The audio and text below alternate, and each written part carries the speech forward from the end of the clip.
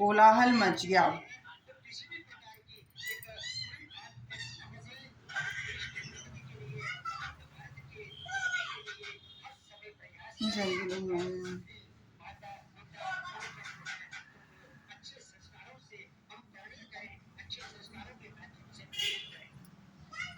उधर आदिशक्ति के वाहन भूरे सिंह की भयंकर गरज से सभी लोग तथा सातों समुद्र कंपायमान हो गए। समस्त धरा हिल गई, समस्त पर्वत चलायमान हो गए। तब देवताओं ने उस सिंह की सवारी करने वाली देवी की जय जयकार की। साथ ही ऋषि और मुनियों ने नम्रता पूर्वक महामाया की स्तुति की। तीनों लोगों के असुर शुद्ध हो गए। समस्त भूमंडल में कोलाहल मच गया। हलचल देखकर सभी अपनी अपनी सेनाओं को अस्त्र शस्त्रों से सुसज्जित करके सजग हो उठे और दैत्यों का राजा महिषासुर क्रोध में भरकर सोचने लगा कि ये क्या हो गया। ऐसा कहकर अपनी सभी आसुरी सेना ले गरजता हुआ दौड़ा। इसके पश्चात उसने अपने तेज से तीनों लोगों को प्रकाशित करती हुई महामाया जगदम्बा को देखा। वह जगत जननी माता कैसी हैं कि जिनके चलने से धरा हिलने लगी, सिर के मुकुट की विचित्र चमक दमक से सुंदर दिखाई देने लगी, जिनके धनुष की टंकार से पृथ्वी, आकाश तथा पाताल में हलचल मच गई। विशाल हजार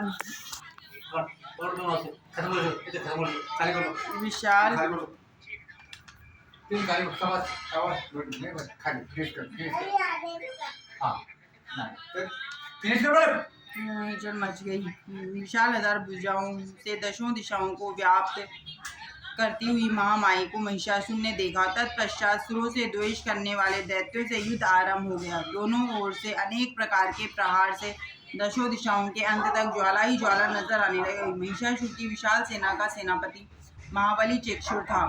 उसने और चामन नामक राक्षस ने महाशक्तिशाली चतुरंगिणी सेना, जो हाथी, घोड़े, रथ और पैदल चलने वालों से युक्त थी, लेकर देवी जी से युद्ध किया। उदग्र नामक महाबली दैत्य ने दैत्यों की अपार सेना, जिसमें 60,000 रथ थे, लेकर युद्ध किया। उधर महाहनु नामक असुर आयुध 10,000 सेना और 1,000 रथों और अनेक प्रकार की युद्ध सामग्री सहित युद्ध क्षेत्र में आया। इस हिसाब से 80 लोमा नामक दैत्य 50 निर्युक्त अर्थात 5 करोड़ रथों को लेकर युद्ध में आ डटा। और बाष्कल नामक दैत्यों ने हाथी, घोड़ों की अगणित समूहों से युद्ध 60,000 सेना लेकर रणभूमि में देवी से युद्ध किया। फिर करोड़ों रथों को लेकर भीषण युद्ध किया। इसके पश्चात बिडालाख्य दैत्य भी 5 अरब रथों को लेकर देवी से लड़ा। और भी अनेक दैत्य लाखों की संख्या में हाथी, घोड़े, रथ लेकर इकट्ठे होकर परम ज्योति स्वरूप देवी से लड़े। तत्पश्चात कोटि कोटि पदार्थ संख्या अर्थात करोड़ों करोड़ों, हजारों हजारों की संख्या में रथ और हाथी घोड़ों से युक्त वह महादैत्य महिषासुर भी उस युद्ध में सम्मिलित होकर युद्ध करने लगा।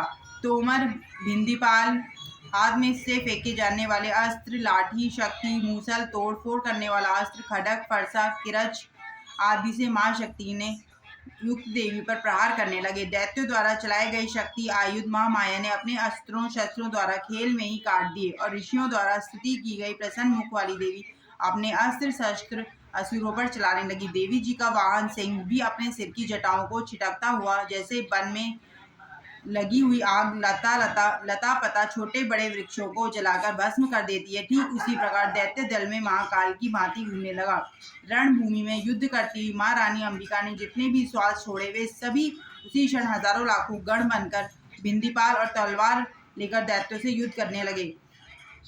देवी के महाशक्तिशाली गण दैत्यों का संहार करते हुए ढोलक, शंख, नरसिंगे इत्यादि बजाते चिंगारते। तत्पश्चात महारानी महामाया ने गदा, त्रिशूल, महाशक्ति नामक अस्त्रों की वर्षा कर दी, जिसके प्रहार ने अगणित दैत्यों को मारकर रणभूमि में सदैव के लिए सुला दिया और बहुतों को भयंकर घंटे के शब्द से मूर्छित कर दिया और उनको बांध कर बुरी तरह घसीटा। कुछ दैत्यों के तेज खड़ग के गिरने से टुकड़े हो गए और कुछ दैत्य गदा के प्रहार से पीस दिए गए और कितने ही मूसलों के प्रहार से मुख से रक्त वमन करने लगे। कितने ही दैत्यों के हृदय में त्रिशूल लग जाने से छाती में आर पार छेद हो गए और अनेक दैत्य बाणों के प्रहार से रणभूमि में ऊपर नीचे गिर गए। बहुत ही से दैत्य महामाया के भयानक रूप को देखकर बिना मारे मर गए।